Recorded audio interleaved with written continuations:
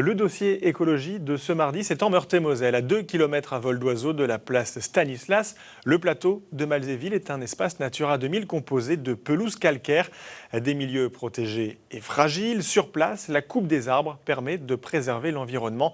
C'est l'opération Un sapin pour la biodiversité, une pratique qui peut surprendre. Styliana Pève avec Jean-Pierre Petit-Collat.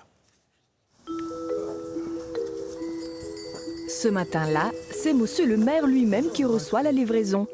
Pas un sapin, mais un pin noir d'Autriche, offert par la métropole du Grand Nancy. Un arbre de Noël directement installé dans le hall de la mairie, une première pour la petite commune. Les années d'avant, on n'avait pas de sapin. J'ai jamais connu à la mairie un sapin de Noël. La mairie de Dommartemont est une mairie qui n'a pas beaucoup de ressources financières et donc nous faisons attention à nos dépenses. Même si ça fait du bien au portefeuille municipal, cette opération n'est pas économique mais plutôt écologique.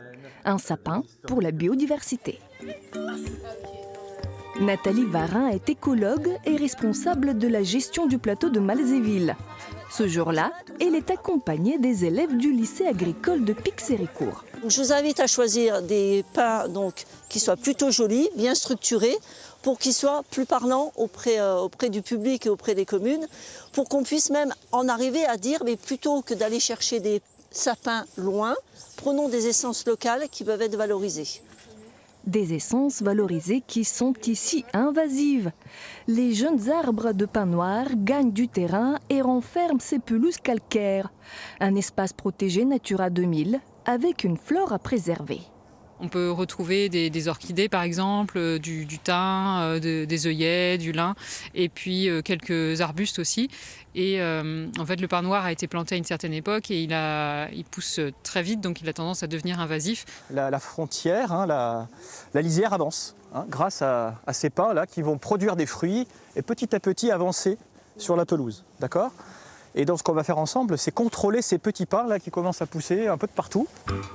Et voilà, ces lycéens vont se charger de la coupe. Reconnaître les espèces, mesurer la hauteur et estimer la croissance. Ici, on ne coupe pas comme on veut. Les pins noirs sont prélevés sous la surveillance stricte des écologues.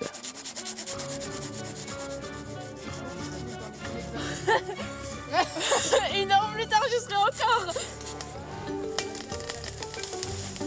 Le fait que ce soit pour éviter de faire des trop grosses coupes d'un coup et permettre à la biodiversité de s'adapter, je trouve que c'est super aussi. Couper ces pins, ça va permettre de protéger des autres espèces, donc c'est toujours bien.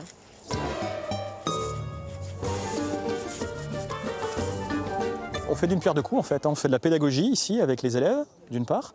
Deuxièmement, d'un point de vue écologique, on enlève quelques pins qui sont un peu gênants, notamment sur la partie autour du terrain d'aviation. Voilà. Et puis en plus, ces sapins vont servir à décorer quelques villages de Noël, de Malzéville, de Les Saint-Christophe ou de Dommartemont. Une trentaine de pins noirs ont été coupés et distribués aux communes. Cette opération sera renouvelée l'année prochaine, selon les recommandations des écologues.